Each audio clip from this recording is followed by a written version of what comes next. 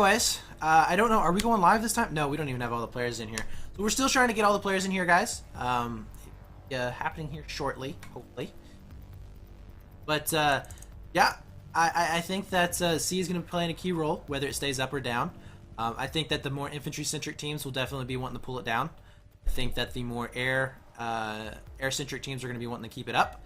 And wow, that is some really bad driving on his part. So let's go away from him because he's making me sick. But yeah, I'm definitely looking forward to it. I'm hoping that we're going to be seeing some more than just the big battles are awesome. Where look at this, back and forth. You're being proven right. Look at the American chopper at sea already. Yeah, and this is not even a serious game yet. Yeah. So, and this was definitely a tactic that I saw used in the 10s and 12s quite effectively.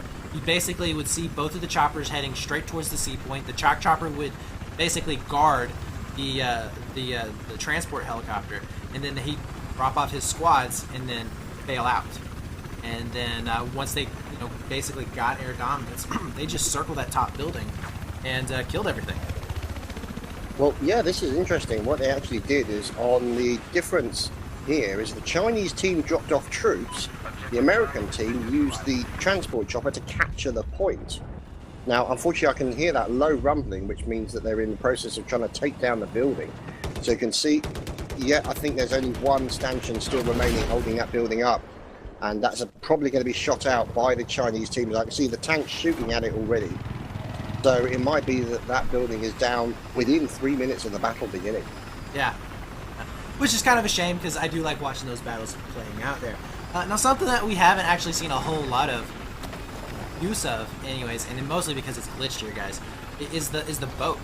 I'm kind of curious if they can actually get the boat and use it, how effective it will be.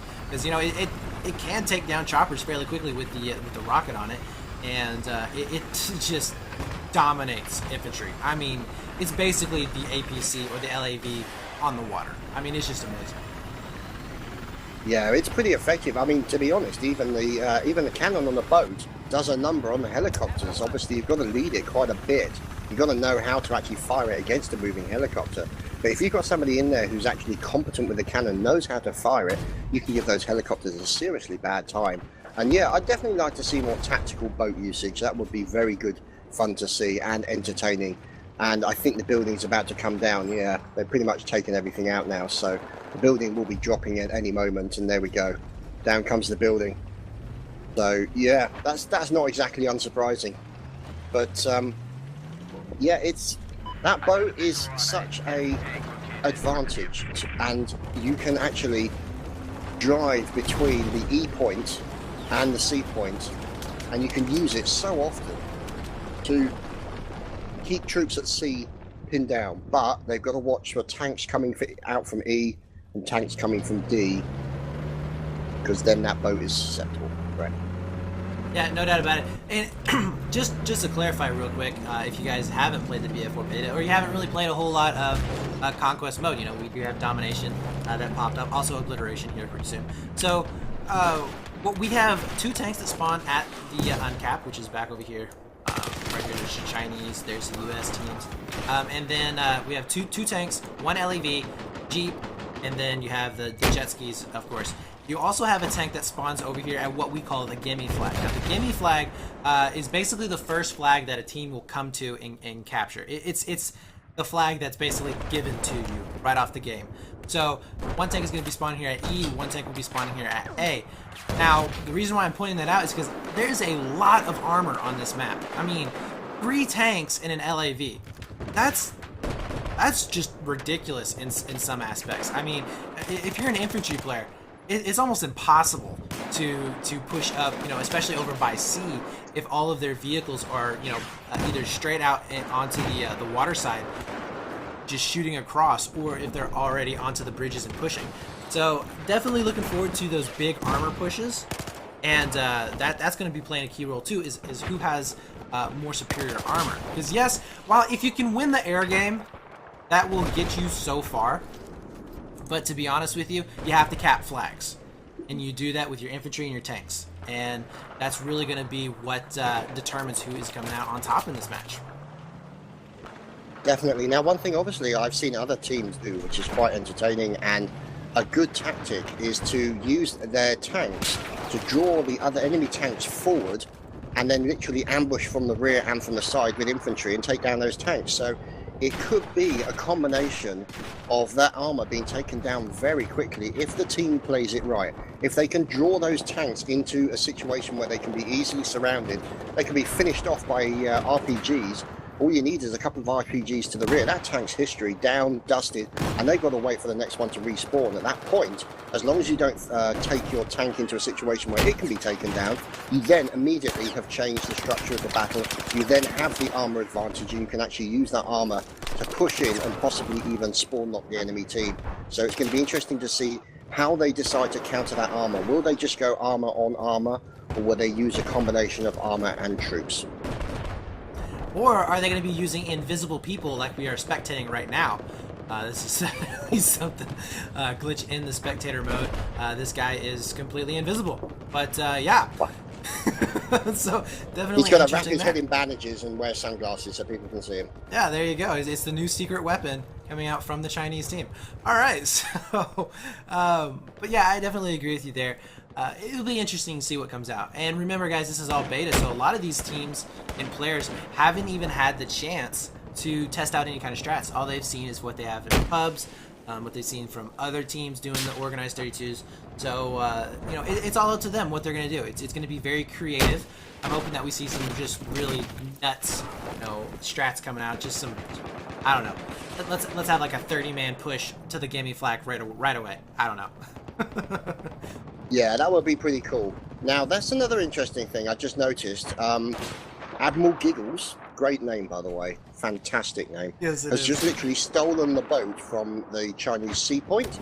Now, the way he did that is if you look above the A point on that very high skyscraper, they've actually got a team up there, and he parachuted down from that point and was able to actually get that boat from under the nose of the Chinese team. Now, it's going to be interesting to see whether or not they decide to actually follow up and do that within the game, the actual match when it begins, because that has the potential to be a bit of a game changer, especially as far as the Chinese are concerned. Now, the problem is with the battles that you have at sea, along with obviously massive amounts of fire as the attack chopper comes flying over the top, is the amount of cover that's available at sea and the resulting battles that then occur, because it's very easy to hide in a nook or a cranny, stay behind cover, wait until the enemy goes away, and then come in and cap the flag. So if they want to clear out that, they're going to have to put a lot of troops on the ground in order to make sure that sea is clear and stays clear, Brett. Yeah, and that will be coming into play. One of the things that's going to be a lot different than what we're used to in you know, Battlefield 3 is the fact that we have 5-man squads. So if you thought it was really bad before, where you could bomb you know, 3 other or 4 people to a single flag, now you can bomb 5 people. And not only that, if they're smart, they will actually use it to swap out squad leaders. You know, spawn hop or squad hop, and you can get 10, 15 players on one flag in a blink of an eye, and that is huge. So might be seeing that come into play. The just basically movement of troops from flag to flag, but yeah. And hopefully we'll be getting started here pretty soon. Still waiting for some players to get in. Remember, guys, this is beta, so you know, we do have crashes. We do have you know, issues with just people not being able. But it may take a few extra minutes, but we should be going live here fairly quickly, I'm hoping. And let's talk a little bit about some of the other modes. So let's talk about obliteration, and we mentioned this a little bit at the very beginning, how it was just completely nuts. What do you think the viability for obliteration, not just for 32s, but for maybe some of the smaller game modes, like you know, 16s, well, obviously 16s, but like for 12s, 10s, maybe even 5s. Do you think that's even a possibility for those? It's difficult because obviously what happens is that it essentially becomes a situation where there's a run and gun. So it means that it's not... Whether or not there's going to be strategy involved is difficult to say, because essentially what they're going to be doing is they're going to be running as quickly as they can, as fast as they can to get to the point. What point they choose, that will involve some of the strategy, but I don't think it would be suited to 5-on-5s. because of the limited nature of the troops that are available means that, you know, you can wipe out the entire team very quickly indeed. I think you need at least 10, possibly, you know, 16 or something like that for it to actually become a viable game type for competitive aspects, because it's too easy to wipe a team out when they've got the bomb. Or I've seen that in quite a few games where literally I've seen an entire group of about 10 people wiped out in about 3 seconds flat. And obviously, granted, that can change the entire dynamic of the game, but it's whether or not a team can actually come back from that and try and recover the situation. So I don't think it would be suited to 5v5, but I definitely think that 10v10 has a potential, because then what you could do is you could have the squad whose job it is to run the bomb and the squad whose job it is to assassinate everyone else. Right. Yeah, I think that for the smaller game modes, you might be seeing something like, and even for the larger ones also, you might be seeing something like where part of the team actually kind of hangs back towards their bomb sites. And also, you have to think about the fact that we don't have all of the classes in, or all of the weapons for the classes in yet. So mortars, you know, you may have one guy that's just going to be sitting back mortaring. Maybe a recon sitting back with that 40 times scope with a bipod, something like that. So basically, we would have an anchor almost sitting in the backfield. Their whole job is just to protect that bomb, just in case, you know, one guy gets back there. And then you're gonna have your midfield players who are just there to try and control where the bomb is going to eventually spawn, because it is going to be a neutral spawns, and they are not random, but there are several places where they will spawn at. On this particular map, they will be spawning here at right up here, right above C flag. So you might be having, you know, a group of guys that are going to be sitting up there, just waiting for those spawns, and then you'd have your aggressive man that are going to be pushing up into the other team's bomb sites. They're the ones that are going to be planning it. They're the ones that are going to be, you know, trying to push them out and get those plans going on. So I think there's a lot of potential for it. Right now, people are just, it's all chaos because they haven't really had time to think about it. But I think there's potential, and I definitely think there's potential for some of the smaller game sizes, and that is what I am really, really looking forward to. Well, I'm quite happy to be proved wrong. That's all part of the fun. But yeah, as far as I'm concerned, anything that can bring life to a competitive community can only be a good thing. Yeah, no doubt about it. Hey, Googla, how you doing, man? And yeah, I'm definitely looking forward to what we're going to be seeing. There's a lot of potential for all of these game modes. Obliteration looks the most promising, I think, in terms of just fun and watching. I know that you guys, like you said, had that 64-man match, and it was just nuts with everybody dying everywhere, explosions and just craziness going off. So that may be something that the viewers just want to see, but the players might not want to play. So that it'll be interesting to see how that plays out. Yeah. That's always going to be the problem is, you know, do you put viewership over actual fun to play? Because if the game's not going to be fun to play, or the game mode's not going to be fun to play with that amount of players, then people just won't play it. And, you know, no matter how many people want to see it, it just won't happen. So it's about finding a happy medium between the two that is both enjoyable for the players and also enjoyable to watch for the people who are out there watching. No doubt about it.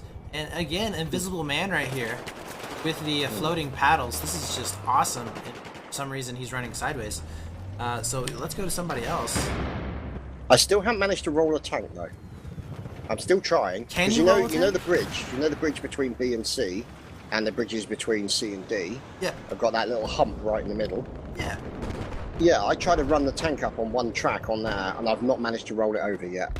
So I think they need to raise that by maybe 3-4 feet, just to make it easier to sort of maybe drop between the bridge, but also so that I can try and see if I can roll my tank, because that'd be quite funny. Because if I manage to roll my tank and get a drive-by kill, or what's the word I'm looking for? When you drive over them, I can't think of what the flipping term is now. There's an actual term for it. Roadkill? But roadkill, yeah. Now, if I can get a roadkill upside down on my tank, I'll be a happy man. That would be interesting to see. Yes, that's my ideal situation. If I can get an upside down tank roadkill, and then that's it. I'd just retire from Battlefield because it wouldn't get any better than that. Retire from Battlefield. Because we all know the massive amounts of money that Chad makes off of Battlefield. Oh, billions and billions. It's crazy why he hasn't, started his own team. And flying them around the world and golden jets. I have started my own team. They're actually currently. I had to buy them an island so that they could practice. Their team island. Hey, you have teams that have team houses. Chad, Yeah. this has got an island. Yeah. Oh man. What it's all about. Never And mind. fishermen just get smacked in the face. And I don't know what the deal is. We're having a little bit of technical difficulties. I'm going to text the global conflict guys and see just how long we got going. While we're doing that, I'm going to switch over to first person view and let you guys just enjoy that.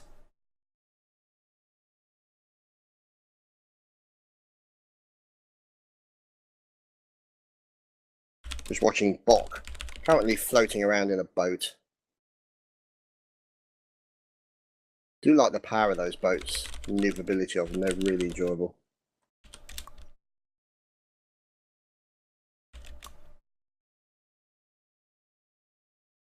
Come on, shoot at him. Ah, there we go.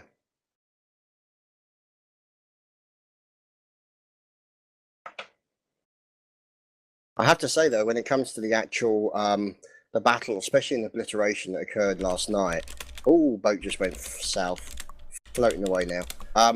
Is the battle that actually ended up occurring over a jet skis. Literally, we saw what must have been 15 or 20 men getting into this mass battle in the water, in between jet skis. It was so completely ridiculous, and I've just seen an APC almost dropped in the water. I don't know what the hell it's doing spawning, and there it goes. Yeah, so The anyways, good news is, I just got done talking to one of the global conflict guys, and apparently it is live. They just don't have 32s. So, my bad. This is live, guys. This is live. And we've been rambling on for half of the game so far, but we caught some cool moments here and there. And but anyways, so I guess we can put our casting hats on and go at it, even though it's kind of a little awkward now. But it's all good. We're here for fun anyways. Yeah, absolutely. Now you can see it looks like choppers are having a little bit of a duel. It looks like transport chopper versus Chinese attack chopper, and he popped out a few missiles, and out come those unguided rockets, and they've got an engineer on that transport chopper. He is repairing like he has never repaired before. They've taken down the attack chopper. Yeah, Holy they did. crap, I that actually was pretty impressive. was watching that in third-person view. That was pretty impressive right there.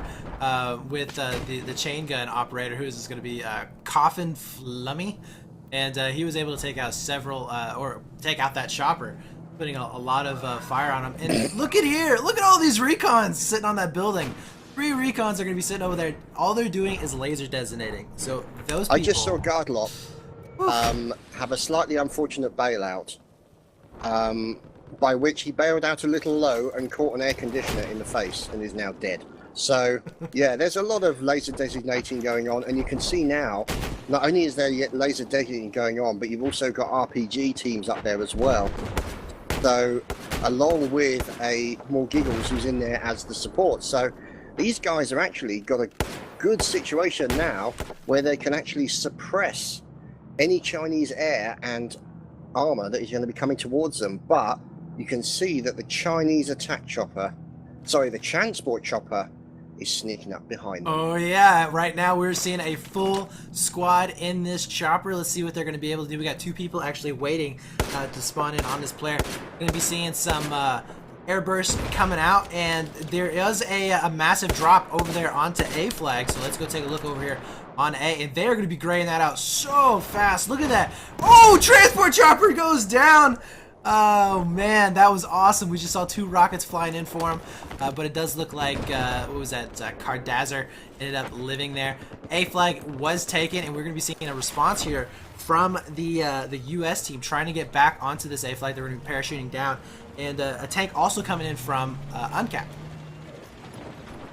Yeah, now it looks obviously like they're going to be trying to get that point back, because that was their gimme, and you can see now that the 3 of the Chinese flags are actually flashing. Now you've got Dark Tan, who's in the tanker A, going to take down multiple members of the Chinese team, but Extra Cheesy and friends are actually inbound to that point, so there's still people there. They're still taking pot shots at that tank. That tank's fortunately got an engineer to support him, but the Chinese team are still trying to push that point at A. And they're giving them a little bit of trouble. They've just taken out the repair engine, and that tank, poor old Dark Tank, is having a little bit of a bad time. He's taking a bit of a battering, and the A point looks like it's in the process of trying to be captured by China again. So they are not giving up their threat. No, they are not, but the problem is right now is that they have a tank with a rep on it, and one of the issues with taking gaming flags, guys, is that the uncap is right behind there, which means that all of the armor, all of the reinforcements, everything, it's right there. They're going to be able to come in so fast and be able to defend that point. So really, you almost have to use it as a diversion to try and go somewhere else, which they did end up doing, because if we're seeing it right now, they did end up taking out B flag, which, we're going to be able to take out one there. And they're going to be down here able to get this burn, no problem. Now the thing about B that is so difficult to take and to take back is the fact that you have to be either right on the glass right above it, or you have to actually go down in it. We are going to be looking on to who is this going to be? I don't even know these names, guys. These letters and numbers are just weird stuff going together. But 3-man for the Chinese team going to be down here into to B flag.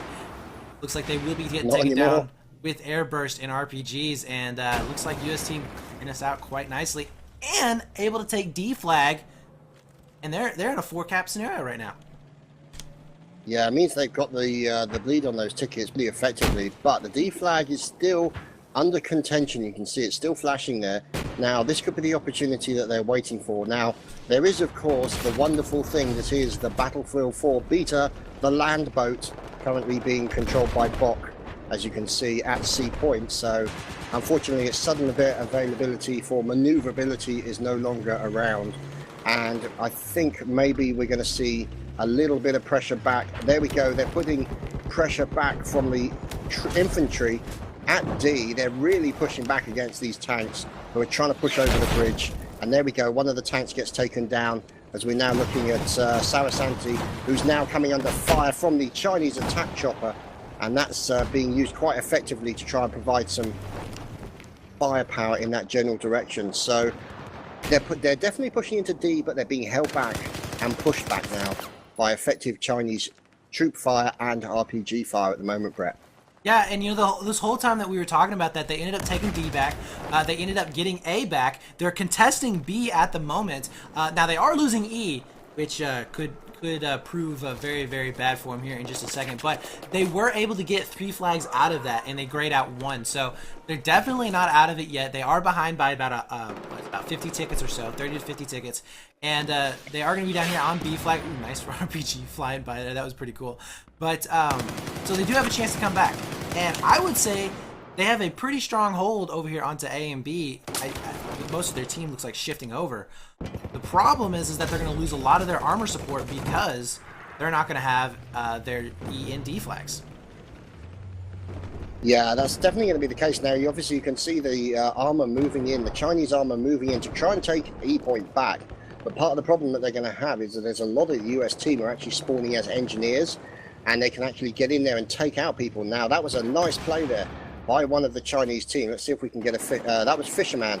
He came in, literally jumped in over the top of those engineers while they were hiding behind the steps in order to reload, took them down very quickly.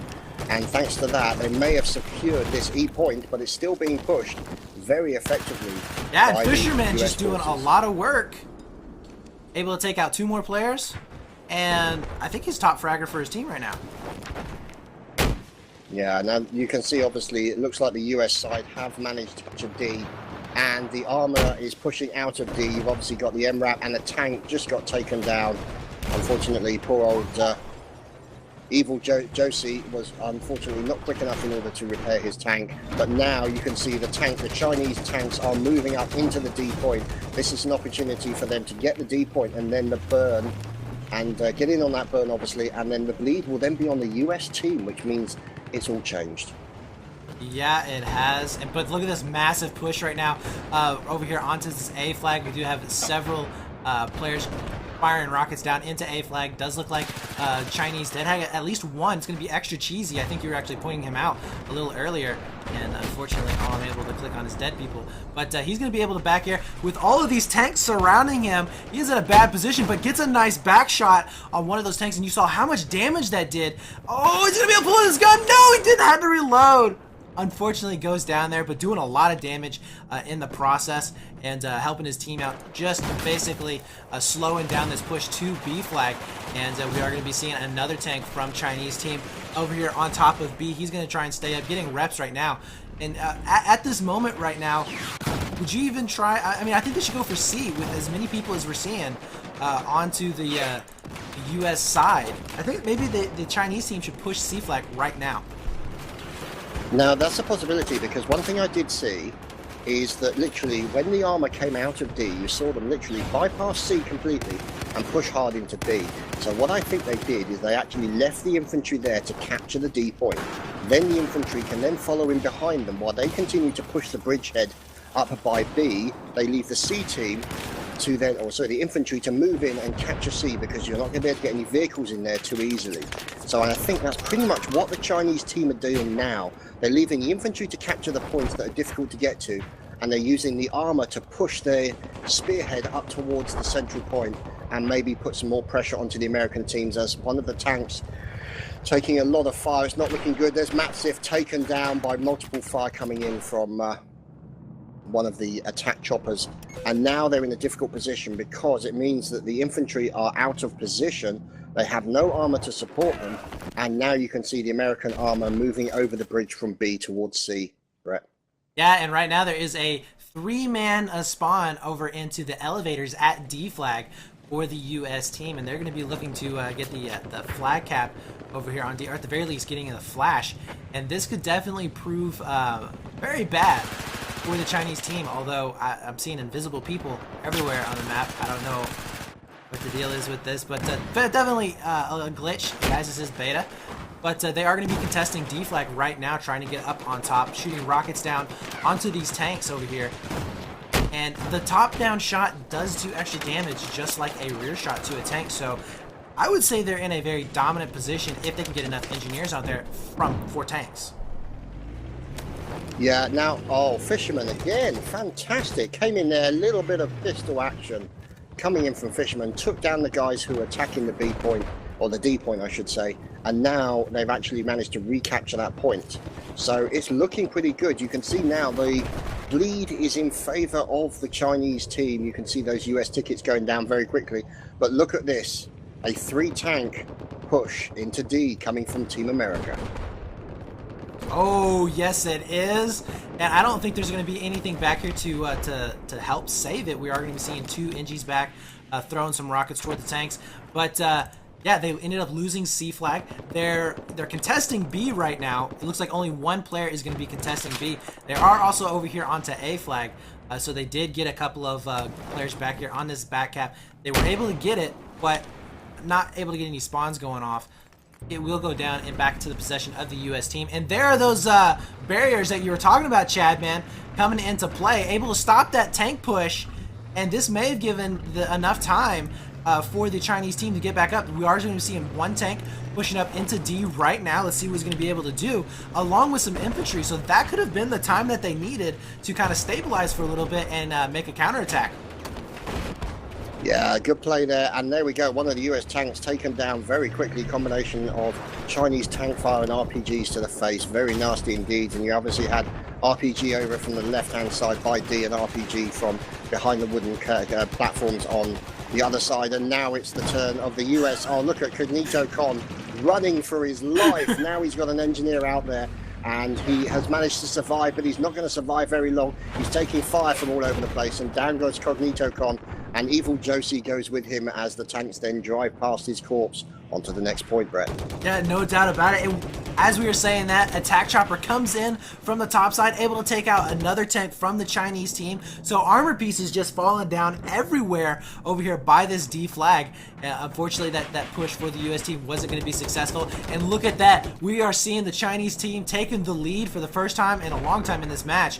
And they will be getting this bleed back, also taking C flag. So we might be seeing a comeback from this Chinese team right here.